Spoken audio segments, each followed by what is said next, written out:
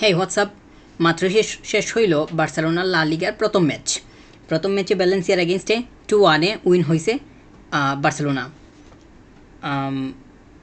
অনেক কিছুই হয়েছে ম্যাচের মধ্যে, তবে বার্সেলোনার জন্য এই ম্যাচটা যথেষ্ট পজিটিভ ছিল। লাস্ট ম্যাচ থেকে আজকের ম্যাচে একটু উন্নতি হয়েছে, এটা মানে ফার্স্ট হাফ বলুন আর সেকেন্ড হাফ বলুন, সব কিছু বিবেচনা করে এটা ওভারঅল বলা যাবে।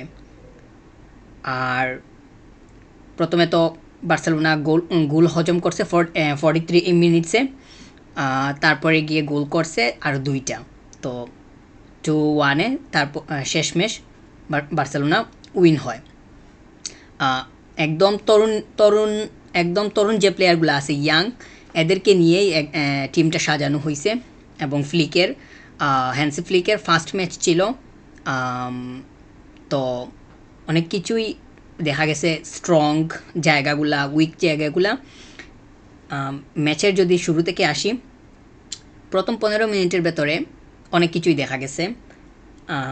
আমরা অন টার্গেট শট করতে রাফিনহাকে দেখছিলাম, বালদেকেও দেখছিলাম, যদিও গোল করা আর হয়ে ওঠেনি। শ্যুটগুলা যথেষ্ট পাওয়ারফুল ছিল, কিন্তু একটু যদি একদম পাশের দিকে যাওয়ার ইয়াটা থাকতো, রেসটা, তাহলে হয়তো গোল পাওয়ার সম্ভাবনা থাকলেও থাকতে পারতো।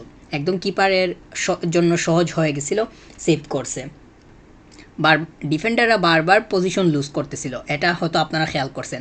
প্রথম 15 মিনিটের ভেতরে এই বিষয়টা খুবই দেখা গেছে। বার্সেলোনার ডিফেন্ডাররা বারবার মানে তাদের মধ্যে যে ইয়াটা সেটা তারা লুজ করছিল, এবং ভ্যালেন্সিয়ার অ্যাটাকাররা তারা বারবার ঢুকতেছিল। তো ওই সময়টা অনেক বেশি বার্সেলোনার জন্য একটা বিপজ্জনক সময় ছিল। বার্সেলোনার মিডফিল্ড এই 15 মিনিট, স্টার্টিংয়ের 15 মিনিটে ব্যালেন্স ছিল না। মানে আমার কাছে মনে হয়েছে যে মিডফিল্ড ছাড়াই মনে হয় বার্সেলোনা খেলতেছে।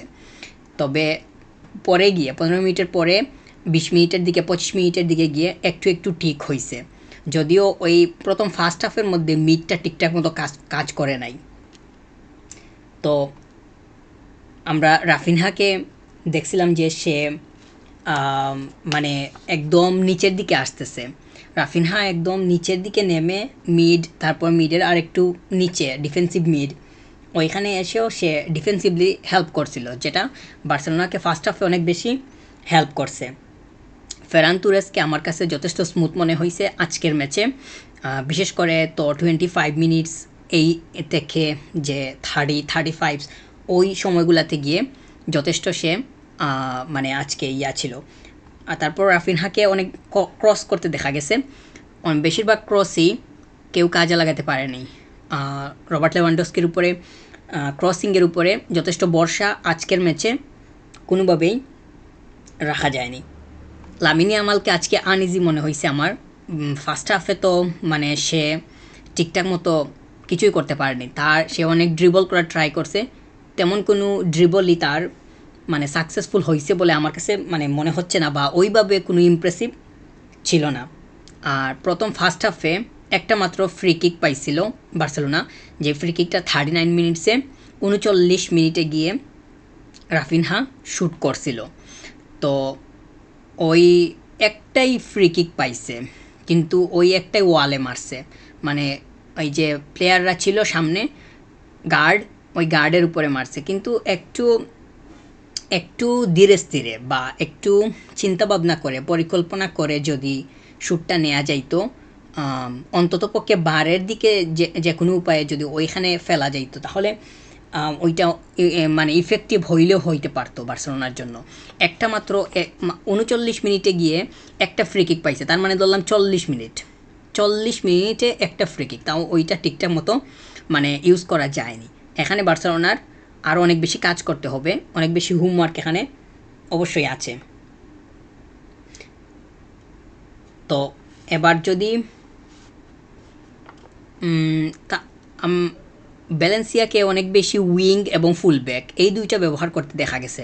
তারা উইংয়ের দুইটা সাইডই যথেষ্ট ব্যবহার করছে, উইং এবং ফুলব্যাক। তাদের ফুলব্যাক আর উইংয়ের সাথে ভালোই তাদের কম্বিনেশন ছিল, এই দুইটাকে ব্যবহার করে করে বারবার ভেতরে ঢুকছিল।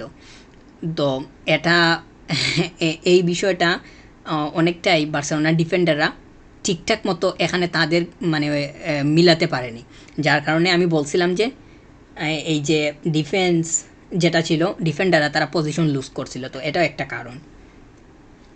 আর 41 মিনিটসে ভ্যালেন্সিয়া একটা বিগ চান্স পাইছিল যেটা মিস করছে, কিন্তু মিস করলেও 43 মিনিটসে গিয়ে তারা একটা গোল করে বসে, এবং ওই গোলটা প্রথমে অফসাইড ধরছিল, কিন্তু আমি বলছিলাম মানে যখন গোলটা হইছে শ্যুটটা মানে করছে তখনই আমি মানে মনে মনে ধরে নিছিলাম এটা অফসাইড হবে না। তারপরে যখন ইয়াতে গেল রিভিউতে গেল পরে তো গিয়ে অনসাইড হইল। আর ওই প্লেয়ারটার দিকে আপনি খেয়াল করুন যে হেড করছে ওই প্লেয়ারটা কিন্তু টোটালি ছিল আনমার্কড, ওকে কিন্তু কেউই মার্ক করেনি। মানে এটা কোনো কথা? মানে একটা জিনিস খেয়াল করে দেখুন, ওই প্লেয়ারটাকে যে গিয়ে হেড করতেছে ওর কাছেও মানে কোনো ডিফেন্ডার নাই। এখানে বার্সেলোনার কত বড় একটা দুর্বল জায়গা এটা এটা মানে এটা মানে তাদেরকে অনেক বেশি এটাকে মানে প্র্যাকটিস করতে হবে, প্র্যাকটিসে রাখতে হবে। একে তো ডিফেন্ডাররা পজিশন লুজ করতেছিল বারবার, তার উপরে আবার মার্কিংয়ের দিক থেকেও তারা যথেষ্ট সলিড ছিল না। তো এই বিষয়টা করতে হবে। আর ফার্স্ট হাফে কুন্দেকে সলিড মনে হয়নি, সে এই যে ক্রসটা আসছিল 43 মিনিটসে গোলটা যে হয়েছিল ভ্যালেন্সিয়া গোল করছিল ওই গোলের ক্রসটা আসছিল কুন্দের সাইড থেকে। তো কুন্দের সাইড থেকে আসছে, সে তো এমনিতেই ঠিকঠাক মতো করতে পারেনি, তবুও তার সাইড থেকে ক্রসটা আসছে, মানে গোলটা হয়েছে তার জায়গাটা ভেঙে বলটা আসছে। তো এখানে মানে অনেক বেশি তাকে মানে সচেতন হতে হবে পরবর্তী ম্যাচের জন্য, পরবর্তী সময়ের জন্য এই বিষয়টা খেয়াল রাখা খুবই জরুরি হবে। তো এই হচ্ছে ফার্স্ট হাফের আর সেকেন্ড হাফে গিয়ে তো একদম শুরুতেই বলা যায় যে 49 মিনিটসে 49 নম্বর মিনিটে গিয়ে একটা পেনাল্টি থেকে স্কোর হয়। যদিও ওই সময়টা আমি খেয়াল করিনি, বা আমি চা বানাতে গেছিলাম, চা বানানোতে গিয়ে এসে দেখি যে মানে পেনাল্টিতে গোল হয়ে গেছে। ওই সময়টা কীভাবে পেনাল্টি হয়েছে সেটা আমি বলতে পারছি না। তো রবার্ট লেভানডস্কি স্কোর করছে, তখন হয়ে গেল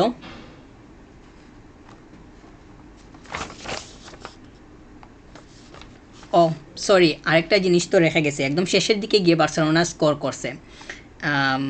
একদম ফার্স্ট হাফের শেষের দিকে গিয়ে যে গোল হয়েছে রবার্ট লেভানডস্কি স্কোর করছে 45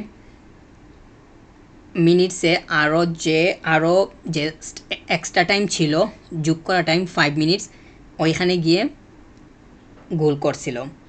স্কোরটা মানে এটা একটা টিম গোল ছিল। আমরা রাফিনহাকে দেখছি একদম মিডে নেমে সে বলটা ডেলিভার করছে কুন্দে তারপরে ক্রস করছে, কুন্দের ক্রসটা সরাসরি গেছে লামিন ইয়ামালের কাছে, তারপর লামিন ইয়ামাল বলটা আলতো করে ক্রস করছে, আবার তখন ট্যাপ ইন বা পাটা লাগাইছে রবার্ট লেভানডস্কি। এটা একটা সুন্দর গোল ছিল বার্সেলোনার জন্য। এটা একটা পজিটিভ দিক যে তারা সবাইকে ব্যবহার করে, মোটামুটি পুরো মাঠটা ব্যবহার করে এবং পুরো প্লেয়ার ব্যবহার করে গোল করার মতো তাদের সামর্থ্য আছে, বা তাদের যে এরকম তারা গোল করতে পারে সেই জানানটা তারা দিছে। তো এই হচ্ছে ফার্স্ট হাফ। আর সেকেন্ড হাফে গিয়ে তো একদম শুরুতেই আবার গোল হইল, পেনাল্টিতে স্কোর করছে রবার্ট লেভানডস্কি। আর ফার্স্ট হাফের একদম 55 মিনিট থেকে শুরু করে 60 এরকম সময়ে গিয়ে কুন্দেকে অ্যাক্টিভ মনে হয়েছে। সে মানে ফার্স্ট হাফে তো তাকে ঠিকঠাক মতো আমি বললাম আমার কাছে মনে হয়েছে সে সলিড ছিল না, কিন্তু সেকেন্ড হাফে গিয়ে তাকে সলিড মনে হয়েছে। বিগ চান্স মিস করছে 57 মিনিটে ফেরান তুরেস। তো এটা একটা সুযোগ ছিল, কিন্তু সে সেটা কাজে লাগাতে পারেনি। সেকেন্ড হাফের শুরুর দিকে ভ্যালেন্সিয়াকে একটু স্লো মনে হয়েছে, যদিও স্লো হইলেও তাদের অ্যাটাকিং মুডটা ঠিকই ছিল, তারা গুছিয়ে আগানোর চেষ্টা করছে। তারা তবু মানে সেকেন্ড হাফে গিয়েও তারা তাদের উইংয়ের ব্যবহারটা অব্যাহত রাখছিল। আর পেদ্রি আসছিল 64 মিনিটসে, পেদ্রি আসার পরে মিডের আমি যে বলছিলাম মানে ফার্স্ট হাফে মিডে ব্যালেন্স ছিল না, কিন্তু সেকেন্ড হাফে গিয়ে যখন পেদ্রি নামছিল তখন কিন্তু খেলার স্পিড যেমন বাড়ছে ঠিক সেইভাবে ব্যালেন্সটা আসছিল। আবার আরেকটা বিগ চান্স মিস হয়েছে 91 মিনিটসে, এটাও মানে মোটামুটি ট্যাপিনের মতো ছিল, কিন্তু পাটা লাগাতে পারেনি বা মানে করতে পারেনি। এখানে কাসাডো ছিল। তো এই হচ্ছে তাদের মানে বার্সেলোনা এবং ভ্যালেন্সিয়ার ফার্স্ট ম্যাচ নিয়ে আমার অবজারভেশন। ম্যাচে দুই দলই যথেষ্ট মানে রেজাল্ট নিজেদের দিকে নেয়ার জন্য মরিয়া ছিল। এটা তো থাকবে, 3 পয়েন্টসের একটা ব্যাপার থাকবে, স্বাভাবিক, কোনো কিছু নাই, মানে ছাড় দেওয়ার কোনো প্রশ্নই আসে না। কিন্তু বার্সেলোনার জন্য পজিটিভ সাইন হচ্ছে তারা লাস্ট ম্যাচে যে বড় ডুবিটা খাইছিল ওইখান থেকে আবার সেটা মানে কামব্যাক করে আসতে পারছে। এই উইনটা তাদেরকে পরবর্তী ম্যাচে মানে অনেক মোটিভেট করবে বলে আমার কাছে মনে হচ্ছে। আর ভ্যালেন্সিয়ারও পজিটিভ সাইন আছে, তারা এই সিজনে ভালো একটা ফাইট দিবে বলে আমার ধারণা। Thank you.